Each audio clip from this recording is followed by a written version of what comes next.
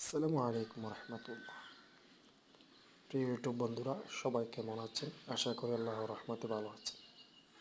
আলহামদুলিল্লাহ, এই বাড়ির পাশে অর্থাৎ এই চার দেওয়ালের চতুর্পাশে ছাদের আশপাশে যে জায়গাগুলো ছিল, ওখানে এই বর্ষার পরেই বীজগুলো রোপণ করে দিয়েছিলাম।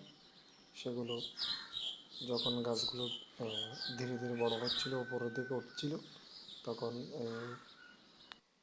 বিভিন্ন মাধ্যমে ছাদের উপর উঠিয়ে নিয়েছিলাম। সেখানে নেট এবং জালের মাধ্যমে এবং বিভিন্ন মাধ্যমে শিম গাছগুলো সম্প্রচারিত করছিলাম। লতাগুলো একে একে বিস্তার করছিল আলহামদুলিল্লাহ।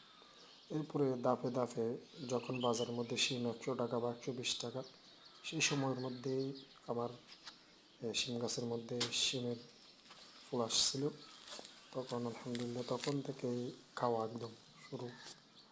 তখন থেকে শিম নিচ্ছি, এখন শিমের বীজ নিচ্ছি। ভাই বোন এবং বন্ধুবান্ধব, আত্মীয় স্বজন, এদেরকেও দেওয়া হচ্ছে আলহামদুলিল্লাহ।